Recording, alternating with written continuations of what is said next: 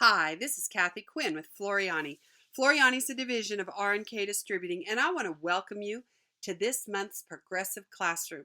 We are in month 14, and we are going to do a monogrammed placemat, but our goal this month is to learn how to split a design in the software and rehoop it and make it stitch perfect. Because even if you own one of the machines that has a huge hoop and superpowers, such as a camera or a projector, or you have amazing placement marks within your machine, it still comes down to the fact if the design is bigger than the hoop, you're going to have to split the design and put it back together. So Floriani has given you a feature that allows you to do that, and you can put this thing back together stitch perfect. And I decided we would start on a monogram because we're going to do something small. There's no sense in starting with something that has 5 or 6 splits on it because it's a huge design that we're planning to fill up, top of a bedspread or something. So we want to just learn the basics, and it's easiest to learn the basics on a smaller design. So we're going to come up and we're going to create a monogram. Now I'm going to go to my T for text. I'm going to left mouse click and I'm going to come over and pick the M for monogram. Now you can actually create a monogram out of any of our alphabets, but under the monogram tab, we have monograms that have decor that are made specifically for that font, as well as other fonts that Walter said these were the best fonts to do monograms with.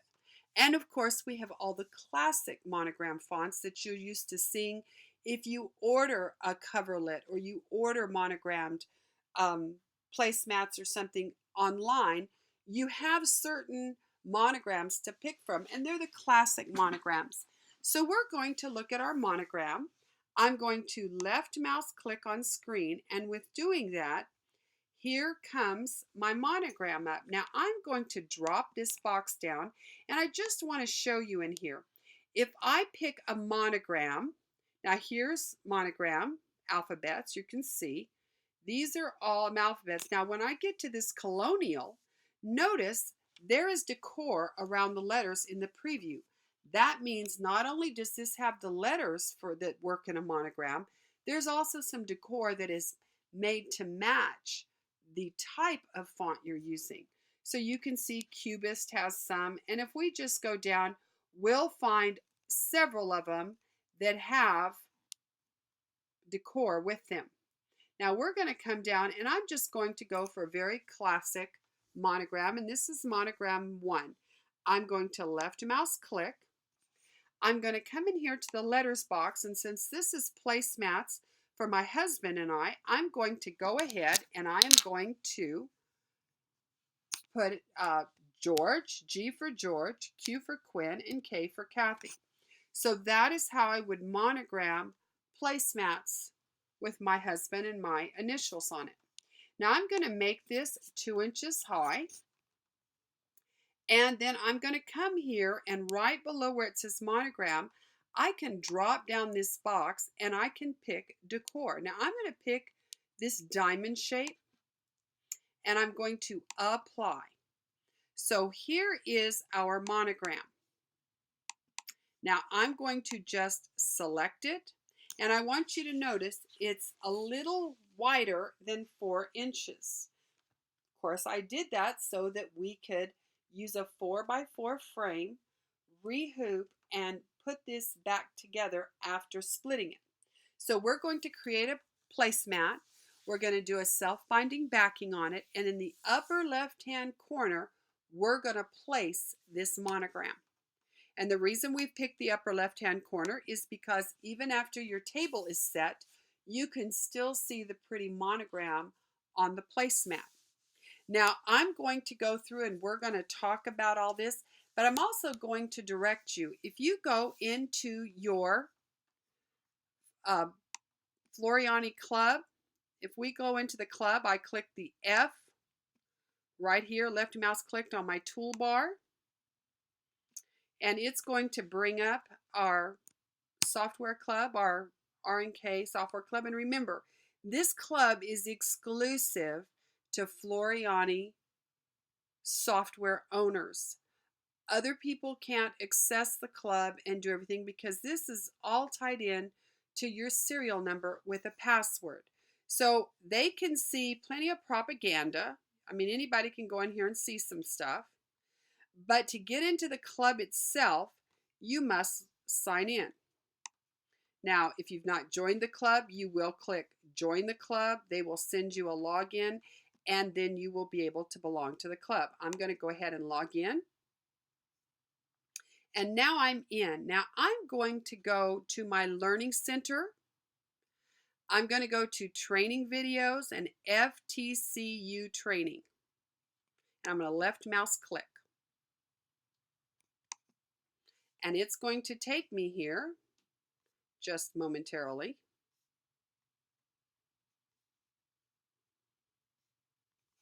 Come over here and click Training Video and see if that, my internet is super slow where I live.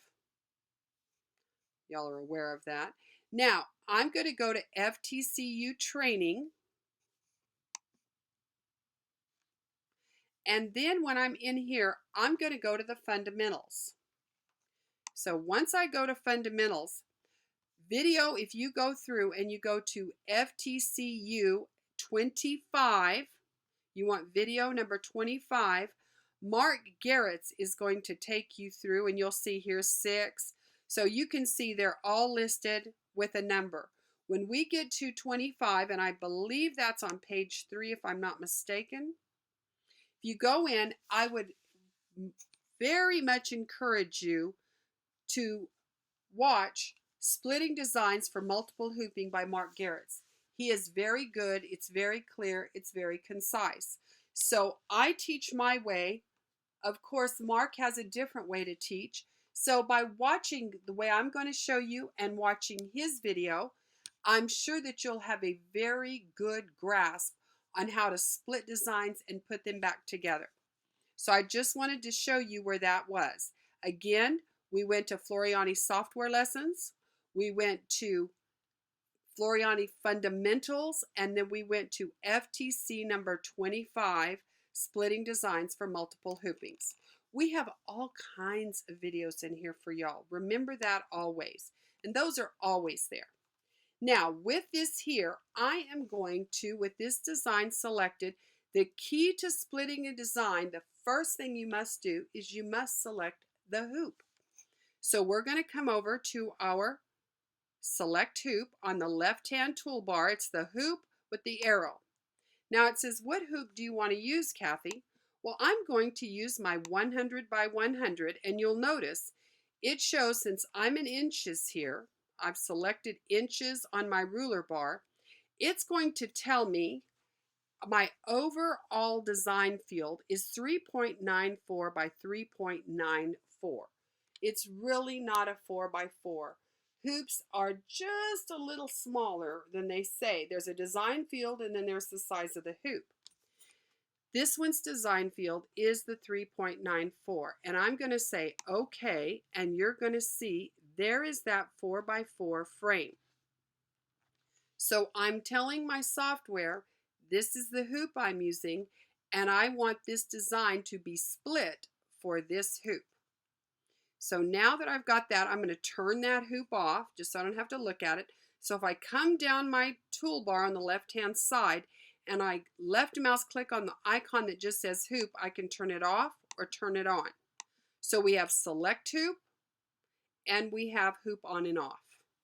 Now that I've selected that hoop, I'm going to come up here at the top. There is my split wizard.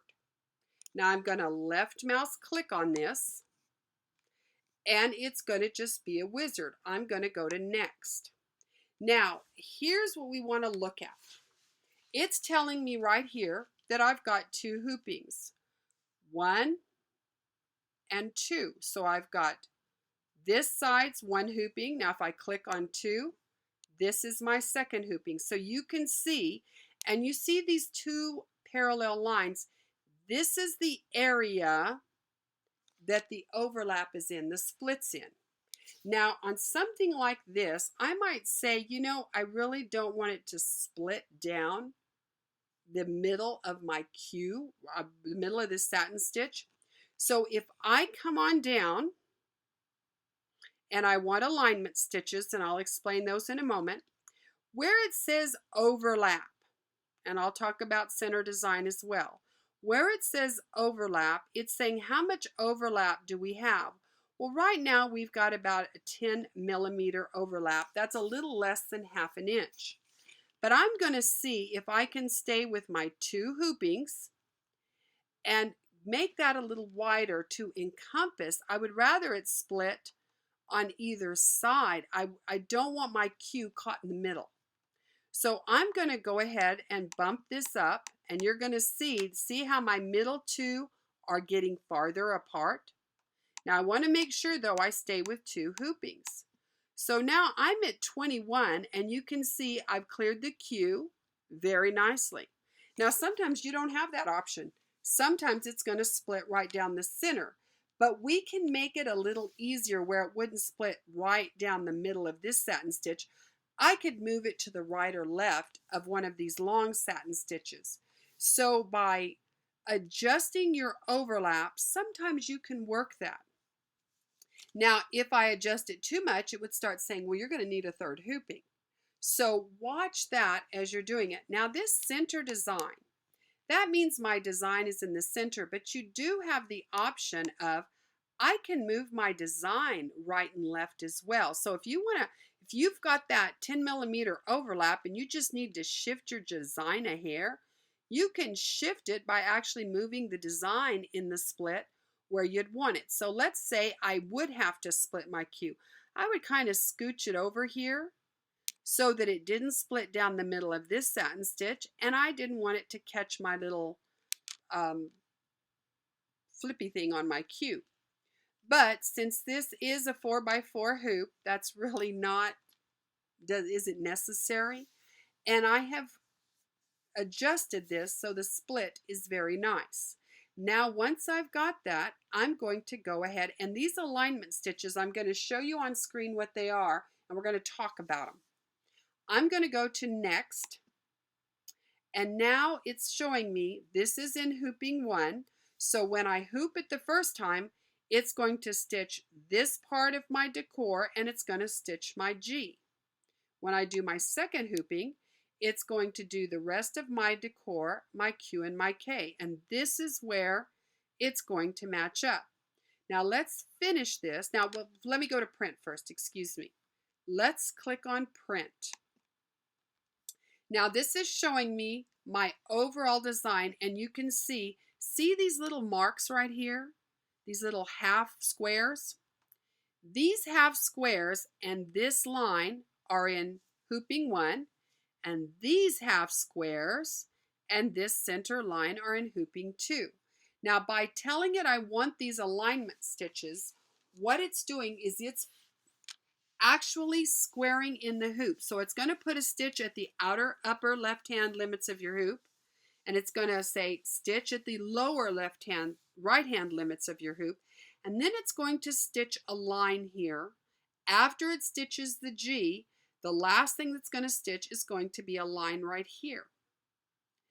Then when we re-hoop, we're going to match this line up, but we will also use our hoop template and use these outer lines. Now let's see what the next page has for us. So here you see hooping 1. There's that little corner. You can't see this one very well. Now when I come back, it's going to also tell me exactly what my colors are. Here is hooping 2, and you can kind of see this little one. So that's making sure it holds the boundaries of the hoop. And then I will line this line up right here on top of the other one. Now let's go ahead and go next. It'll show us our colors again. So you can print that out if you choose. I don't print mine from here for this, but you can print this out if you want it. I'm going to close this down, and I'm going to finish this. So now what it's done is it's going to create 2 designs, and it's going to say, where do you want me to put these? Well, I'm going to go to my computer, and I'm just going to put them on my desktop. And I'll go ahead and make a little folder that says Monogram Placemat. There we go. I will open that up, and I'm going to go ahead and put GQK. And I'm going to save that. Now, you would save it in whatever format you need for your machine. It doesn't matter what machine you're using to split. As long as you have a hoop and a template, it doesn't matter the machine. Remember, we're machine agnostics. We love everybody. I'm going to have it in the PEZ format because I'm going to use my brother machine. So now I'm going to save. Now I'm going to open. Right here, there's that Monogram Placemat, and I'm going to go to Design 1 and open it. Now we can look at this. So you can see it's going to stitch this. It's going to hold this space in my hoop. Otherwise, this part would just center over in the hoop, and it would be very difficult to line up. So by having these marks, and this is the height of your hoop, it's going to hold that design where I can use the template in the hoop to line it up. So then I would go from here and I would say File, Print Preview, and I am going to print this design. So I'm going to print it on Template Tearaway, Floriani Template Tearaway. So this will print on this side, and then I can peel the back off that and stick it down. I will trim this about 1/4 of an inch outside my square up lines. So that's how this is going to look. So I will print this out. Then I would go back, I would open, and I would take the second design. And again, I am going to print this out so that I can line these marks up with the template in my hoop, and this line will line up right over the top of this line. Now that is how we split. Very simple to put it back together. Now on our construction video, you'll see pictures of how to do this, or if you watch Mark Garrett's FTC video number 25 under Fundamentals, you'll also see very specific pictures of him putting some, I think he uses the word my text across it to put it back together. Now, what if you do have a machine that has superpowers? What if you have a camera? What if you have all of that and you don't want to match all this up? Now, I used everything just like it is. I did not use any superpowers. I just did this. But if I were going to, if I wanted to be able to kind of wiggle around in my hoop and use a camera to put it back together, I would delete this mark and this mark, my 2 alignment stitches, because this is what's holding it in that hoop. So I would delete those 2. Now this is the exact height of my hoop. This holds the whole 3.94. So what I would need to do is make that shorter in case I needed to move my design up, down, right, or left. Because with all the alignment stitches in here, those 2 half squares, and this, if you leave them just like they are, you do not have any wiggle room in that hoop. You hoop it correctly. And I'm telling you, it's not that difficult to do. It's easy to do. But if you wanted to use your machine's superpowers, I deleted the 2 half squares. Now this one, I'm going to come to transform. And what I would do is, this is in Split Design 1, I would simply make sure it says maintain aspect ratio, not that there's a width to here. There isn't, it's a straight line. And remember, I told you it used up all the hoop. There's that height, 3.93. You don't have any wiggle room. So I'm going to say make that 80%. I'm just going to go down to percentage. Now it shortened it equally top and bottom. Perfect. Now I'm going to go to Design 2. I'm going to grab my alignment stitches here, and I'm going to come in here because they stitch first. So I'm going to get rid of those two, but I need this one. You're still going to need this one. Even if your machine has superpowers, you're still going to have to line up on top of it. Now I'm going to have to shorten this one to match the other one exactly. So I go to transform. See, there's that 3.93. We're going to make this 80%. Apply. Now I'll print these out, and I can actually use my machine superpowers to line this stitch up directly. Let me grab this. I'm going to copy this. I'm going to come back over here, and I'm going to paste. And let me go ahead and group that so it doesn't fly apart on me. Just to make sure I'm grouped, I'm going to right mouse click and group. Okay. Now, what you're going to do is, in essence, we're going to put this line exactly on top of this line in our hoop.